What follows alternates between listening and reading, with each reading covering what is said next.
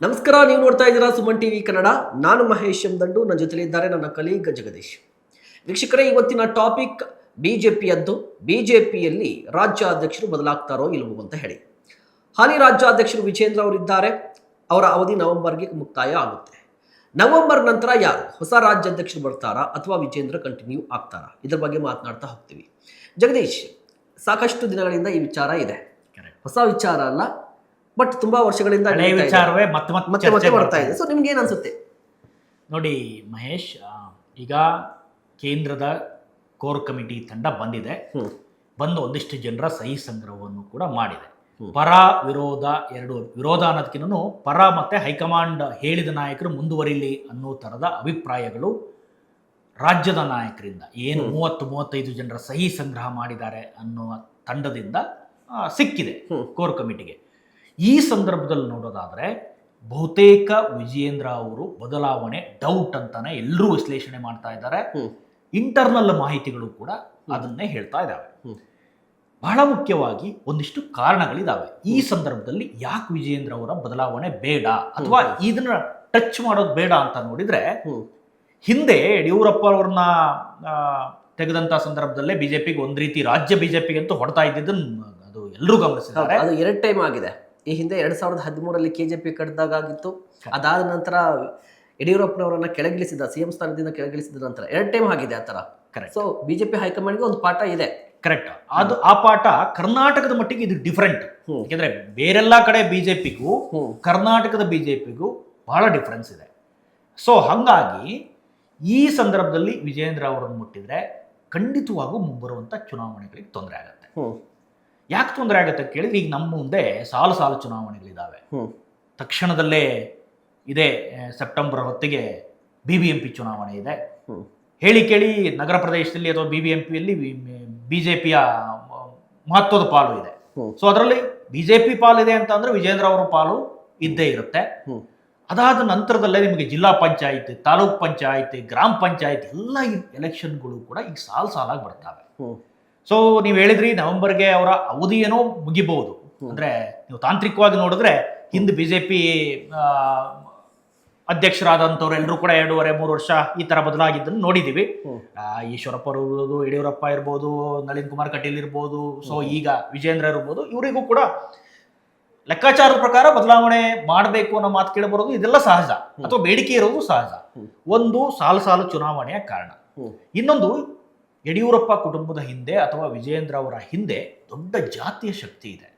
ನಮ್ಮಲ್ಲಿ ಎಷ್ಟೇ ಜಾತಿ ಬೇಡ ಅಂತಂದ್ರೂ ಚುನಾವಣೆಯಲ್ಲಿ ಅವ್ರನ್ನ ಇಳಿಸದಂತ ಸಂದರ್ಭದಲ್ಲಿ ಫಲಿತ ಬೀಳೋದನ್ನು ಕೂಡ ನೀವು ಗಮನಿಸಿದ್ದೀರಿ. ಹೌದು.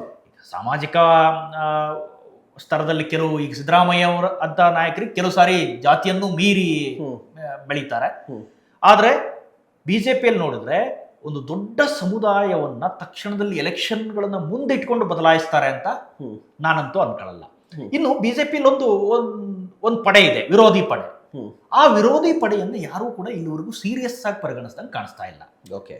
ಕಾರಣ ಏನು ಅಂತಂದ್ರೆ, ಈ ಯಡಿಯೂರಪ್ಪ ಕುಟುಂಬದ ವಿರೋಧಿಸಿದ ಕಾರಣಕ್ಕೇನೆ ಈಶ್ವರಪ್ಪ ಮತ್ತೆ ಟಿಕೆಟ್ ಸಿಕ್ಕಿಲ್ಲ ಅನ್ನೋ ಕಾರಣಕ್ಕೆ ಈಶ್ವರಪ್ಪ ಅವ್ರನ್ನ ಪಕ್ಷದಿಂದ ಎಕ್ಸ್ಪೆಲ್ ಮಾಡಿದ್ರು. ಯತ್ನಾಳ್ ಅವರಂತೂ ಬಾಯಿಗೆ ಬಂದಂಗೆ ಮಾತಾಡಿ ಎಕ್ಸ್ಪೆಲ್ ಮಾಡ್ಕೊಂಡ್ರು. ಸೊ ಮತ್ತು ಮಾತಾಡ್ತಾನೆ ಇದ್ದಾರೆ.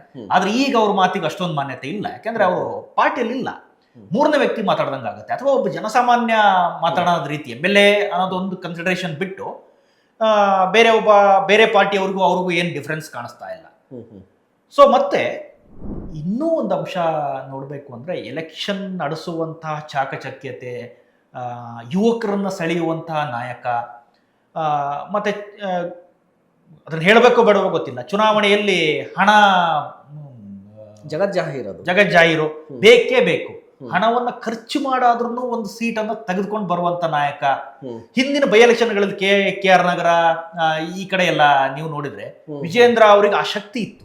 ಹೌದು. ಸೊ ಅವರು ಅವಾಗ ರಾಜ್ಯಾಧ್ಯಕ್ಷರಾಗಿರ್ಲಿಲ್ಲ, MLA ಆಗಿರ್ಲಿಲ್ಲ. ಯಡಿಯೂರಪ್ಪ ಅವರ ಪುತ್ರ ಅನ್ನುವ ಒಂದೇ ಕಾರಣಕ್ಕೆ ಕೆಲವು ಕಡೆ ಅವರಿಗೆ ಜವಾಬ್ದಾರಿಗಳನ್ನು ಕೊಟ್ಟು ಬಿಟ್ಟಿದ್ರು. ಈ ಎಲ್ಲ ಕಾರಣವನ್ನು ಇಟ್ಕೊಂಡು ನೋಡಿದ್ರೆ ವಿಜೇಂದ್ರ ಅವರ ಏನು ಈ ಸಂದರ್ಭದಲ್ಲಿ ಅವ್ರನ್ನ ಕೆಳಗಿಳಿಸ್ಬಿಡ್ತಾರೆ, ಬೇರೆ ಅಧ್ಯಕ್ಷರು ಮಾಡ್ತಾರೆ ಅನ್ನೋ ಮಾತು 100ಕ್ಕೆ 100 ಸುಳ್ಳು ಅನ್ನೋ ರೀತಿ ಕಾಣಿಸ್ತಾ ಇದೆ. ಸುಳ್ಳು ಅನ್ನೋಕ್ಕಿನ್ನೂ ನಾಯಕರಿಗೆ ಆ ರೀತಿ ಅಭಿಪ್ರಾಯ ಇಲ್ಲ. ಓಕೆ. ಮಾಧ್ಯಮಗಳೆಲ್ಲ ಕೇಳ್ತಾರೆ ರಾಧಾ ಮೋಹನ್ ದಾಸ್ ಅಗರ್ವಾಲ್ ಅವ್ರನ್ನ, ರಾಜ್ಯದ ಉಸ್ತುವಾರಿ ಅವರು. ಯಾಕೆಂದ್ರೆ ಸಂಪೂರ್ಣ ಕೇಂದ್ರ ನಾಯಕರಿಗೆ ಮಾಹಿತಿ ಮುಟ್ಟಿಸೋರು ಇವರೇ. ಏನಾಗತ್ತೆ ರಾಜ್ಯದಲ್ಲಿ, ಏನಾಗ್ತಾ ಇದೆ, ಅಭಿಪ್ರಾಯ ಏನಿದೆ. ಇವತ್ತು ಕೂಡ ಈ ಅಭಿಪ್ರಾಯ ಸಂಗ್ರಹ ಏನಾಗಿದೆಯಲ್ಲ, ಸಹಿ ಸಂಗ್ರಹ ಏನಾಗಿದೆಯಲ್ಲ, ಇದನ್ನು ನಿತಿನ್ ನಬೀನ್ ಅವರಿಗೆ ತಲುಪಿಸೋರು ಕೂಡ ಇದೇ ರಾಧಾ ಮೋಹನ್ ದಾಸ್ ಅಗರ್ವಾಲ್. ಅವ್ರಿಗೆ ಮಾಧ್ಯಮಗಳು ನೇರವಾಗಿ ಪ್ರಶ್ನೆ ಕೇಳ್ತವೆ. ಏನು ಸರ್, ವಿಜೇಂದ್ರ ಅವ್ರನ್ನ ಬದಲಾಯಿಸಕ್ಕೆ ಬಂದಿದ್ದೀರಾ, ಸಹಿ ಸಂಗ್ರಹ ಮಾಡ್ತಾ ಇದ್ದೀರಂತೆ, ಇದೇ ಫಸ್ಟ್ ಟೈಮ್ ನೀವು ಈ ಥರ ಸಹಿ ಸಂಗ್ರಹ ಮಾಡ್ತಾ ಇರೋದು ಅಂತ ಸಾರಾಸಗಟಾಗಿ ತಿರಸ್ಕಾರ ಮಾಡ್ತಾ ಇರೋದನ್ನ ರಾಧಾ ಮೋಹನ್ ದಾಸ್ ಅಗರ್ವಾಲ್. ಏನಂತಂದ್ರೆ ಕೋರ್ ಕಮಿಟಿಗೆ ಬದಲಾವಣೆ ಮಾಡುವ ಯಾವುದೇ ಅಧಿಕಾರ ಇಲ್ಲ ಅನ್ನೋದು ಸ್ಪಷ್ಟ ಹೇಳ್ತಾರೆ. ಅದು ಇಲ್ಲವೂ ಇಲ್ಲ, ನಿಜ. ಇವರಿಗೆ ರಿಪೋರ್ಟ್ ಕೊಡುವ ಅಧಿಕಾರವಿದೆ ಹೊರತು ಬದಲಾಯಿಸುವ ಅಧಿಕಾರ ಇಲ್ಲ. ಮತ್ತೆ ಆ ರೀತಿಯ ಸಂದರ್ಭ ಈಗ ರಾಜ್ಯ ರಾಜಕಾರಣದಲ್ಲಿ ಬಂದಿಲ್ಲ ಅಂತ ಹೇಳ್ತಾರೆ. ಸೊ ಇದೆಲ್ಲದನ್ನು ಪರಿಗಣಿಸಿದ್ರೆ ವಿಜೇಂದ್ರ ಅವರ ಏನು ಇಳಿಸುವಂತ ಮಾತು ಬಹುತೇಕ ಇದು ಕಷ್ಟ.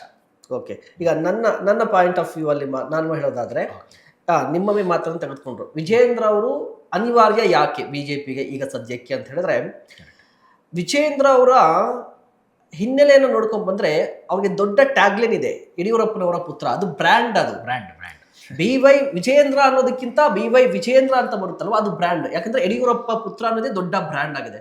ಇಲ್ಲಿ ಯಡಿಯೂರಪ್ಪನವರೇ ದೊಡ್ಡ ಬ್ರ್ಯಾಂಡ್ ಕರ್ನಾಟಕಕ್ಕೆ. ಈ ಹಿಂದೆ ಯಡಿಯೂರಪ್ಪನವರು ಏನು ಮಾಡಿದ್ದಾರೆ, ಏನು ಮಾಡಬಲ್ಲರು, ಅದೆಲ್ಲವೂ ಕರ್ನಾಟಕ ಗೊತ್ತಿದೆ. ಅದು ಹೈಕಮಾಂಡ್ಗೂ ಕೂಡ ಗೊತ್ತಿದೆ, ಬಿಜೆಪಿ ಹೈಕಮಾಂಡ್ ಕೂಡ ಗೊತ್ತಿದೆ. ಯಡಿಯೂರಪ್ಪನವರು ಸೈಲೆಂಟ್ ಆದ್ರೆ ಏನಾಗುತ್ತೆ, ಯಡಿಯೂರಪ್ಪರು ಏನಾದ್ರೂ ಬಂದು ಪ್ರವಾಸ ಮಾಡಿದ್ರೆ ಏನಾಗುತ್ತೆ ಅಂತ ಗೊತ್ತಿದೆ.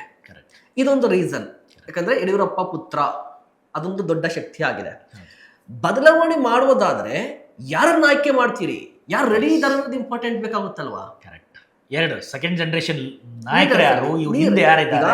ವಿಜೇಂದ್ರ ಅವರು ಬೇಡ, ನಾವು ನಿಲ್ಲಿಸ್ತೀವಿ ಸರಿ, ಬಟ್ ಯಾರು ಬೇಕು ಅನ್ನೋದು ಬೇಕಾಗಿದೆ. ಈಗ ಒಂದು ಹೆಸರು ತೇಲ್ ಬರ್ತಾ ಇದೆ, ನೀವು ಹೇಳಿದ್ರೆ ಸೋಮಣ್ಣ ಅವರ ಹೆಸರು ಕೇಳಬಾರ್ದು. ಈಗ ಸೋಮಣ್ಣ ಅವರ ಹೆಸರು ಕೊಡ್ತೀವಿ. ಏನಕ್ಕೆ ಸೋಮಣ್ಣ ಅಂತ ಹೇಳಿದ್ರೆ, ವಿಜೇಂದ್ರ ಅವರು ಲಿಂಗಾಯತ ಸಮುದಾಯಕ್ಕೆ ಸೇರಿದವರು, ಸೋಮಣ್ಣ ಅವರು ಕೂಡ ಲಿಂಗಾಯತ ಸಮುದಾಯಕ್ಕೆ ಸೇರಿದವರು. ಸೊ ಲಿಂಗಾಯತ ಸಮುದಾಯದವ್ರಿಗೆ ಮತ್ತೆ ರಾಜ್ಯಾಧ್ಯಕ್ಷ ಸ್ಥಾನವನ್ನ ಕೊಟ್ರೆ ಲಿಂಗಾಯತ ಸಮುದಾಯ ಒಂದು ರೀತಿ ಕನ್ವಿನ್ಸ್ ಆಗುತ್ತೆ ಅಂತ ಹೇಳಿ. ಬಟ್ ನಾವು ಇತಿಹಾಸವನ್ನ ನೋಡಿದ್ರೆ, ಯಡಿಯೂರಪ್ಪನವರನ್ನ ಈ ಹಿಂದೆ ಸಿಎಂ ಆಗಿದ್ದಾಗ ಕೆಳಗಿಳಿಸಿ ಸದಾನಂದ ಗೌಡ್ರನ್ನ ಸಿಎಂ ಮಾಡಲಾಯಿತು. ಅದಾದ ನಂತರ ಜಗದೀಶ್ ಶೆಟ್ಟರ್ ಅವರನ್ನ ಸಿಎಂ ಮಾಡಿದ್ರು. ಅದೂ ಬೇಡ, ನಾವು ಇತ್ತೀಚಿನ ತಾಜಾ ಉದಾಹರಣೆ ತೆಗೆದುಕೊಂಡ್ರೆ ಸಿಎಂ ಸ್ಥಾನದಿಂದ ಯಡಿಯೂರಪ್ಪನವ್ರನ್ನ ಕೆಳಗಿಳಿಸಿ ಬೊಮ್ಮಾಯಿ ಅವರಿಗೆ ಕೊಟ್ಟಿದ್ರು. ಅವರು ಕೂಡ ಲಿಂಗಾಯತ ಸಮುದಾಯ. ಹಾಗಂತ ಹೇಳಿ ಇಡೀ ಲಿಂಗಾಯತ ಸಮುದಾಯ ಬೊಮ್ಮಾಯಿ ಅವರ ಹಿಂದೆ ಬರಲಿಲ್ಲ. ಬೊಮ್ಮಾಯಿ ಅವರ ಕಾರಣಕ್ಕಾಗಿ ಬಿಜೆಪಿಗೆ ಲಿಂಗಾಯತ ಸಪೋರ್ಟ್ ಮಾಡಲಿಲ್ಲ. ಕಾರಣ ಪ್ರಶ್ನಾತೀತ ನಾಯಕರು ಲಿಂಗಾಯತ ಸಮುದಾಯಕ್ಕೆ ಈಗಲೂ ಕೂಡ ಯಡಿಯೂರಪ್ಪನವರೇ. ಸೊ ಯಡಿಯೂರಪ್ಪನವರು ಅಥವಾ ಅವರ ಕುಟುಂಬಸ್ಥರು ಏನಾದರೂ ಬಿಜೆಪಿಲಿ ಈ ಡ್ರೈವಿಂಗ್ ಪೊಸಿಷನ್ ಅಲ್ಲಿ ಇದ್ರೆ, ಈ ಡ್ರೈವಿಂಗ್ ಫೋರ್ಸ್ ಅಂತ ಹೇಳ್ತಿರಲ್ಲ, ಸಾರಥಿ ಪೊಸಿಷನ್ ಇದ್ರೆ ಆ ಸಮುದಾಯ ಅವರನ್ನ ಬ್ಯಾಕ್ ಮಾಡುತ್ತೆ ಅಂತ ಹೇಳಿ. ಮತ್ತೆ ಇನ್ನೊಂದು, ನಮ್ಮ ಕರ್ನಾಟಕ ರಾಜಕೀಯ ಇತಿಹಾಸದಲ್ಲಿ ನೋಡೋದಾದ್ರೆ ನಿಮ್ಗೆ ಇತ್ತೀಚಿನ ದಿನಗಳಲ್ಲಿ ದೇವೇಗೌಡರು ಕುಮಾರಸ್ವಾಮಿ ಅವರನ್ನ ಹೊರತುಪಡಿಸಿದ್ರೆ ಸಿದ್ದರಾಮಯ್ಯನವರ ಮಗ ಸಿದ್ದರಾಮಯ್ಯ ಆಗ್ಲಿಕ್ಕಾಗಲ್ಲ, ಬಂಗಾರಪ್ಪನವರ ಮಗ ಮತ್ತೊಮ್ಮೆ ಬಂಗಾರಪ್ಪ ಆಗ್ಲಿಕ್ಕಾಗಲ್ಲ, ಕುಮಾರಸ್ವಾಮಿ ಅವರ ಮಗ ಮತ್ತೆ ಕುಮಾರಸ್ವಾಮಿ ಆಗ್ಲಿಕ್ಕಾಗಲ್ಲ. ಬಟ್ ಯಡಿಯೂರಪ್ಪನವರ ಮಗ ಮತ್ತೊಬ್ಬ ಯಡಿಯೂರಪ್ಪ ಆಗಬಹುದು. ಆ ರೀತಿಯ ಚಾರ್ಮ್ ಇದೆ, ಖಂಡಿತ ಆ ರೀತಿಯ ಚಾರ್ಮ್ ಇದೆ. ಇದಕ್ಕೆ ರೀಸನ್ ಏನು? ಒಂದು, ಯಡಿಯೂರಪ್ಪನವರ ಅನ್ನೋದು ಬ್ರ್ಯಾಂಡ್, ಜೊತೆಗೆ ಇನ್ನು ಯಡಿಯೂರಪ್ಪನವರ ಆ ಮಾಸ್ ಇಮೇಜ್ ಏನಿತ್ತಲ್ವಾ, ಅದನ್ನ ಈಗಿನ ಬಿಜೆಪಿ ಕಾರ್ಯಕರ್ತರು ವಿಜೇಂದ್ರ ಅವರಲ್ಲಿ ನೋಡ್ತಾ ಇದ್ದಾರೆ. ಕರೆಕ್ಟ್. ಅದೊಂದು. ಮತ್ತೆ ಹಣ ಕೂಡ ಒಂದು ಫ್ಯಾಕ್ಟರ್ ಆಗುತ್ತೆ. ಇದ್ರ ಜೊತೆಗೆ ಬಿಜೆಪಿ ಯಾವತ್ತೂ ಕೂಡ ನಿಂತ ನೀರಾಗಿ ಉಳಿದುಕೊಂಡಿಲ್ಲ, ಅದು ಭವಿಷ್ಯವನ್ನ ನೋಡ್ತಾ ಇರುತ್ತೆ. ಭವಿಷ್ಯವನ್ನ ನೋಡೋದಾದ್ರೆ ವಿಜೇಂದ್ರ ಅವರು ಇನ್ನೂ ಕೂಡ 30 ವರ್ಷಗಳ ಕಾಲ ತುಂಬಾ ಸ್ಟ್ರಾಂಗ್ ಆಗಿ ಪಕ್ಷದಲ್ಲಿ ಇರುವಂತಹ ವ್ಯಕ್ತಿ. ಈ ಕಾರಣಕ್ಕಾಗಿ ವಿಜೇಂದ್ರ ಅವರನ್ನ ಚೇಂಜ್ ಮಾಡ್ಲಿಕ್ಕೆ ಆಗಲ್ಲ. ಇದೆಲ್ಲವೂ ರೀಸನ್ಸ್ ಬಂದ್ರೆ. ಮತ್ತೊಂದು ರೀಸನ್ ಏನು ಅಂತ ಹೇಳಿದ್ರೆ, ವಿಜೇಂದ್ರ ಅವರನ್ನ ನೀವು ಚೇಂಜ್ ಮಾಡಿ ಬೇರೊಬ್ಬರಿಗೆ ಅವಕಾಶ ಕೊಡಬೇಕು ಅಂತ ಹೇಳಿದ್ರೆ ಅಲ್ಲಿ ಅಮಿತ್ ಶಾ ಅವರ ಫ್ಯಾಕ್ಟರ್ ಏನು? ಅಮಿತ್ ಶಾ ಅವರ ಹೈಕಮಾಂಡ್ ಯಾರ ಪರವಾಗಿದೆ? ನೀವು ನೋಡಿ, ಮೊನ್ನೆ ನಡೆದಂಥ ಯಡಿಯೂರಪ್ಪನವರ 50 ವರ್ಷದ ಸಂಭ್ರಮ, ಅಮಿತ್ ಶಾ ಅವರು ಬಂದಿದ್ರು. ಅದಕ್ಕೂ ಹಿಂದೆ ಟಿಕೆಟ್ ಹಂಚಿಕೆ ಸಂದರ್ಭದಲ್ಲಿ 2023 ಸೀದಾ ಹೋಗಿ ಅಮಿತ್ ಶಾ ಅವರು ವಿಜೇಂದ್ರ ಅವ್ರಿಗೆ ಬೊಕ್ಕೆ ಕೊಡ್ತಾ ಇದ್ರು.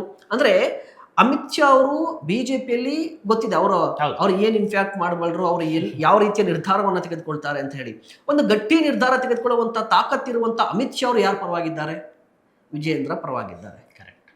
ಇದರ ಜೊತೆಗೆ ಇಲ್ಲಿ ಲೋಕಲ್ ಲೆವೆಲ್ ಅಲ್ಲಿ ವಿಜೇಂದ್ರ ಅವರನ್ನ ಎದುರು ಹಾಕೊಂಡು ನಾನು ಪಕ್ಷವನ್ನ ಕಟ್ತೀನಿ ಅಂತ ಮುಂದೆ ಬರುವಂತ ವ್ಯಕ್ತಿ ಯಾರಿದ್ದಾರೆ? ಕರೆಕ್ಟ್. ವಿರೋಧಿಸುವಂತ ನಾಯಕರು. ಬಟ್ ನಾನು ಮುನ್ನುಗ್ಗಿ ಬಂದು ನಾನು ವಿಜೇಂದ್ರ ಅವರನ್ನ ಓವರ್ಟೇಕ್ ಮಾಡ್ತೀನಿ, ನಾನು ಪಕ್ಷವನ್ನ ಕಟ್ಟಿ ತೋರಿಸ್ತೀನಿ ಅಂತ ತೋರಿಸುವಂತ ತಾಕತ್ ಯಾರಿಗಿದೆ ಬಿಜೆಪಿ ನಾಯಕರಲ್ಲಿ? ಖಂಡಿತ. ಆ ರೀತಿ ನಾಯಕ ಯಾರೂ ಬಿಜೆಪಿಯಲ್ಲಿ ಈಗ ನಮ್ಗೆ ಕಾಣಿಸ್ತಾ ಇಲ್ಲ. ಸದ್ಯಕ್ಕೆ ಯೂತ್ ಐಕಾನ್ ಕೂಡ ಹೌದು. ಹೌದು. ಸೊ ಯಡಿಯೂರಪ್ಪ ಅವರ ಫ್ಯಾಕ್ಟರಿ ಇರೋದ್ರಿಂದ ಹಳೆ ನಾಯಕರ ಜೊತೆನೂ ಕೂಡ ಒಳ್ಳೆ ಸಂಬಂಧವನ್ನು ಇತ್ತೀಚೆಗೆ ಬೆಳೆಸ್ಕೊಳ್ತಾನೆ ಇದ್ದಾರೆ ವಿಜೇಂದ್ರ. ಅದೊಂದು ಮಾತಿತ್ತು, ಹಳಬರ ಜೊತೆ ಬೆರೆಯಲ್ಲ, ಸಂಪರ್ಕದಲ್ಲಿಲ್ಲ ಅಂತ. ಆದ್ರೆ ಇತ್ತೀಚಿನ ದಿನಮಾನಗಳಲ್ಲಿ ನೋಡಿದ್ರೆ ಎಲ್ಲರನ್ನೂ ಕೂಡ ಒಂದು ಸರಿದಾರಿಯಲ್ಲಿ ತೆಗೆದುಕೊಂಡು ಹೋಗುವಂತ ಪ್ರಯತ್ನ ಮಾಡ್ತಾ ಇದ್ದಾರೆ.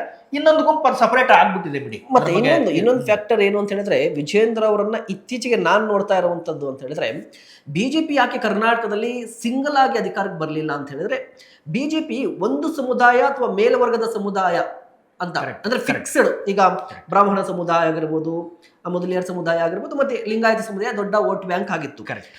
ಒಂದು ನಿರ್ದಿಷ್ಟ ಸಮುದಾಯಗಳ ಬೆಂಬಲವನ್ನ ಇಟ್ಕೊಂಡು ಯಾವುದೇ ಪಾರ್ಟಿ ಅಧಿಕಾರಕ್ಕೆ ಬರೋಕ್ ಆಗಲ್ಲ. ಇಲ್ಲಿ ಪ್ರಾಬ್ಲಮ್ ಏನ್ ಮಾಡ್ಕೊಂಡ್ ಬಂತು ಬಿಜೆಪಿ, ಇಷ್ಟು ವರ್ಷಗಳ ಕಾಲ ಬರೀ ನಿರ್ದಿಷ್ಟ ಕಮ್ಯುನಿಟಿಯನ್ನು ಮಾತ್ರ ಕಾನ್ಸಂಟ್ರೇಟ್ ಮಾಡ್ತಾ ಇತ್ತು. ಇಲ್ಲಿ ಸಮುದಾಯವಾರು ಲೀಡರ್ಸ್ ಅನ್ನ ಬೆಳೆಸಲಿಲ್ಲ ಬಿಜೆಪಿಯಲ್ಲಿ. ಬಟ್ ಇತ್ತೀಚೆಗೆ ನೋಡಿ, ಯಡಿಯೂರಪ್ಪನರ ನಂತರ ವಿಜೇಂದ್ರ ಅವರು ರಾಜ್ಯಾಧ್ಯಕ್ಷರಾದ ನಂತರ ಅವರ ಸುತ್ತಮುತ್ತ ಇರುವಂತಹ ವ್ಯಕ್ತಿಗಳನ್ನ ನೋಡಿ, ಅದು ಕಮ್ಯುನಿಟಿ ವೈಸ್ ಸಿಗ್ತಾ ಇದ್ದಾರೆ ನಿಮ್ಗೆ. ಅವರು ಯಾಕಂದ್ರೆ ಒಂದು ಕಮ್ಯುನಿಟಿ, ಈಗ ಸುಮಾರು ಕಮ್ಯುನಿಟಿ ಲೀಡರ್ಸ್ ಜೊತೆಲಿ ಇದ್ದಾಗ ಏನಾಗುತ್ತೆ ಅಂತ ಎಲ್ಲ ಕಮ್ಯುನಿಟಿಗಳಲ್ಲೂ ಕೂಡ ಇವ್ರ ಜೊತೆಲಿ ಇರುತ್ತೆ. ಅಂದ್ರೆ ಅವರ ಪ್ಲಾನ್ ತಕ್ಷಣಕ್ಕೆ ನಾನು ಪಕ್ಷವನ್ನ ಅಧಿಕಾರಕ್ಕೆ ಬಂದ್ಬಿಡ್ಬೇಕು, ತಕ್ಷಣಕ್ಕೆ ಸಿಎಂ ಆಗ್ಬೇಕಂತ ವಿಜೇಂದ್ರ ಅವ್ರಿಗೇನಿಲ್ಲ. ಅವರ ವಿಷನ್ ಇರುವಂತದ್ದು ಮುಂದೆ ಲಾಂಗ್ ಟರ್ಮ್ ಗೋಲ್ ಇದೆ. ಲಾಂಗ್ ಟರ್ಮ್ ಗೋಲ್ ಇರೋದು ಬಿಜೆಪಿಗೆ. ಈಗ ಯೋಚನೆ ಮಾಡ್ತಿರೋದು ಕೂಡ ಕೇಂದ್ರದಲ್ಲಿರುವಂತಹ ಬಿಜೆಪಿ ಕೂಡ ಲಾಂಗ್ ಟರ್ಮ್ ಗೋಲ್ ಇದೆ. ಕರ್ನಾಟಕದಲ್ಲಿರುವಂತಹ ಸ್ಥಿತಿಗತಿಗಳನ್ನ ನೋಡಿಕೊಂಡ್ರೆ ತಕ್ಷಣಕ್ಕೆ ಬಿಜೆಪಿ ಸಿಂಗಲ್ ಆಗಿ ಅಧಿಕಾರಕ್ಕೆ ಬರಲ್ಲ. ಈ ಕಾರಣಕ್ಕಾಗಿ JDS ಸಪೋರ್ಟ್ ಬೇಕಾಗಿದೆ, ಓಕೆನಾ. ಬಟ್ ಲಾಂಗ್ ಟರ್ಮ್ ಅಂತ ಹೇಳಿದ್ರೆ ಅದಕ್ಕೆ ಒಂದಿಷ್ಟು ಅಡಿಪಾಯಗಳು ಹಾಕೊಂಡು ತಂತ್ರಗಾರಿಕೆಯನ್ನು ಮಾಡಿಕೊಂಡು ಪಕ್ಷವನ್ನು ಕಟ್ಟುವಂತಹ ವ್ಯಕ್ತಿ, ಆ ಪಕ್ಷವನ್ನು ಕಟ್ಟುವ ವ್ಯಕ್ತಿ ಕೂಡ ಇನ್ನೂ ಹೆಂಗಾಗಿರ್ಬೇಕು, ಅವನು ಕೂಡ ಒಂದು 30 ವರ್ಷ ಇರಬೇಕು ಅಂದ್ರೆ ಅದು ವಿಜೇಂದ್ರನೇ. ಕರೆಕ್ಟ್, ನಿಜ ನಿಜ ನಿಜ ಅಲ್ವಾ? ಖಂಡಿತ. ಮತ್ತೆ ಇದು ಇನ್ನೊಂದು ಫ್ಯಾಕ್ಟರ್ ಏನು ಮಾತಾಡಬೇಕು ಅಂತ ಹೇಳಿದ್ರೆ, ವಿಜೇಂದ್ರ ಅವರನ್ನ ಈಗ ಕೆಳಗಿಳಿಸಲ್ಲ ಅಂತ ನಾವಿಬ್ರು ಹೇಳ್ತಾ ಇದ್ವಿ. ಇಫ್ ಇನ್ ಕೇಸ್ ಕೆಳಗಿಳಿಸಿದ್ರೆ ವಾಟ್ ನೆಕ್ಸ್ಟ್? ಯಾರು ಕಾಣಿಸ್ತಾ ಇಲ್ಲ ನಿಮ್ಗೆ. ಒಂದು ಈಗ ವಿಜೇಂದ್ರ ಬಿಟ್ರೆ ಯಾರು ಅಂತ ಕೇಳಿದ್ರು, ಓಕೆ ಬಿಜೆಪಿ ಹೇಳುತ್ತೆ ನಮ್ದು ನ್ಯಾಷನಲ್ ಪಾರ್ಟಿ, ಯಾರು ಬಂದ್ರು ಕಾರ್ಯಕರ್ತರ ಪಡೆ ತುಂಬಾ ಇದೆ, ಇದೆಲ್ಲ ಸಹಜ. ಎಸ್, ಮೋದಿ ಅವರ ವಿಚಾರದಲ್ಲೂ ಕೂಡ ಈಗ ಅದೇ ಮಾತಿದೆ. ರಾಜ್ಯದಲ್ಲಿ ಈ ತಲೆಮಾರಿನ ನಾಯಕರು ಕಾಣಿಸ್ತಾ ಇದ್ದಾರೆ, ಕೇಂದ್ರದಲ್ಲೂ ಕಾಣಿಸ್ತಾ ಇಲ್ಲ. ಸೊ ಹಂಗಾಗಿ ಬಿಜೆಪಿಗೆ ಇದು ಕ್ರೂಷಿಯಲ್ ಟೈಮ್. ವಿಜೇಂದ್ರ ಅವರನ್ನು ಇಲ್ಲಿ ಇಟ್ಕೊಳ್ಳೇಬೇಕು. ಓಕೆ ಎಸ್ ವೀಕ್ಷಕರೇ, ಬಿಜೆಪಿ ರಾಜ್ಯಾಧ್ಯಕ್ಷರಾಗಿರುವಂತಹ ವಿಜೇಂದ್ರ ಅವರು ನವೆಂಬರ್ಗೆ ಕೆಳಗಿಳಿತಾರಾ ಇಲ್ಲವಾ ಅನ್ನೋದ್ರ ಬಗ್ಗೆ ನಮ್ಮ ಅನಾಲಿಸಿಸ್ ಇದು. ಅಂದರೆ ನಮ್ಮ ದೃಷ್ಟಿಕೋನದಲ್ಲಿ ನಮ್ಗೆ ಏನು ಅನಿಸಿದೆ ಅಂತ ನಾವು ಹೇಳ್ತಾ ಇದ್ವಿ. ನಿಮ್ಮ ಅಭಿಪ್ರಾಯ ಏನು? ವಿಜೇಂದ್ರ ಅವರು ಕೆಳಗಿಳಿಬೇಕಾ, ಕಂಟಿನ್ಯೂ ಆಗಬೇಕಾ? ದಯವಿಟ್ಟು ಕಮೆಂಟ್ ಮಾಡಿ ನಿಮ್ಮ ಅಭಿಪ್ರಾಯವನ್ನು ತಿಳಿಸಿ. ಇಂತಹ ಮತ್ತಷ್ಟು ಕಂಟೆಂಟ್ಗಾಗಿ ನೋಡ್ತಾ ಇರಿ ಸುಮನ್ ಟಿವಿ ಕನ್ನಡ. ನಮಸ್ಕಾರ.